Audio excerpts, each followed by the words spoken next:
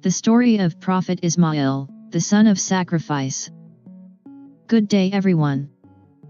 Welcome back to Little Kids, Believer Stories.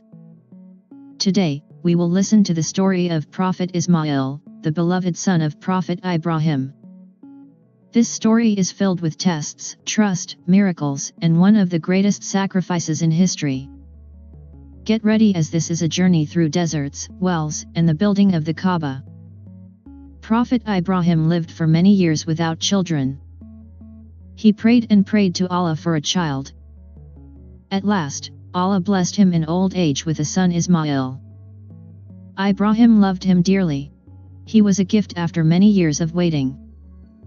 But when Allah gives us blessings, sometimes He also tests us. When Ismail was still a baby, Allah commanded Ibrahim to take him and his mother, Hajar, to a barren desert, the valley of Makkah. It was dry, empty, and had no plants or water. Ibrahim left them there with only a little food and water. Hajar asked, "O Ibrahim, why are you leaving us here?" Ibrahim didn't answer at first, but when she asked again, he nodded. She said, "Has Allah commanded you?" Ibrahim replied, "Yes." Then Hajar said with strong faith, "Then Allah will never let us be lost." Soon, the food and water ran out. Baby Ismail cried in hunger. Hajar ran desperately between the hills of Safa and Marwa, searching for water. She ran back and forth 7 times. Then, by Allah's mercy, water gushed out from under Ismail's tiny feet. It was the blessed well of Zamzam. This water flowed and flowed, enough for them and all who came later. Even today millions of people drink Zamzam water in Makkah.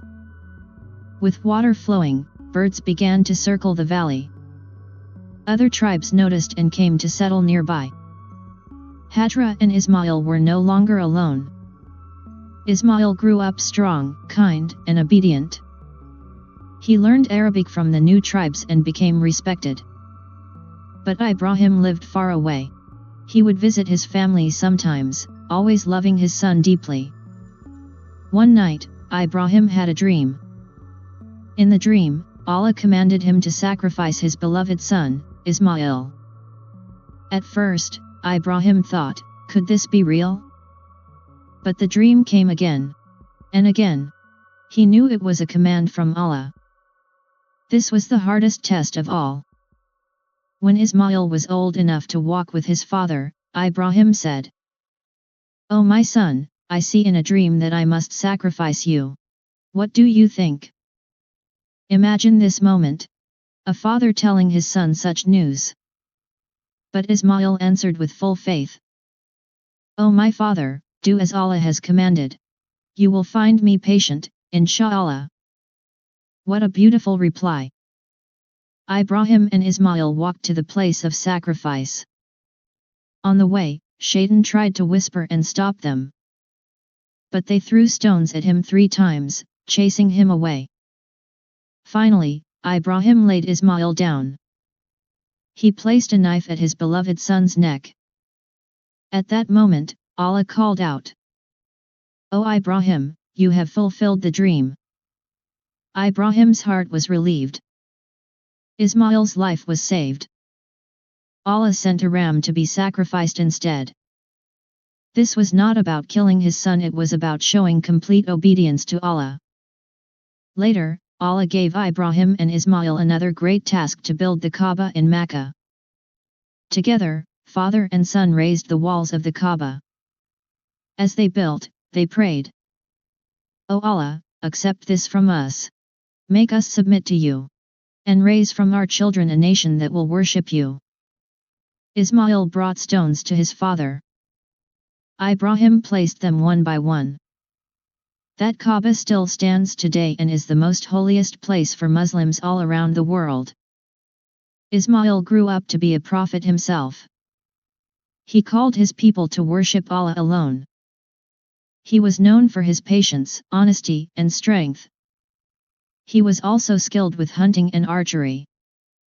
He married and had children, and from his descendants came the greatest prophet, Prophet Muhammad.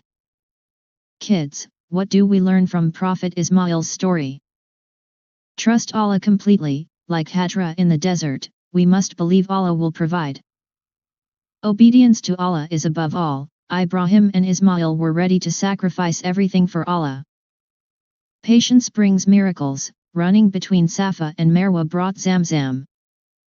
The Kaaba's blessing, Ibrahim and Ismail's work still unites Muslims in prayer today.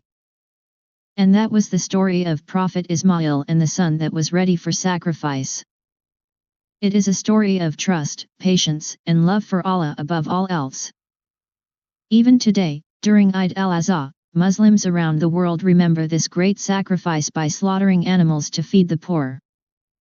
Thank you for listening to this story from us. In our next story, we will hear about Prophet Ishaq, the son of Ibrahim and the brother of Ismail. Until then, goodbye lovelies.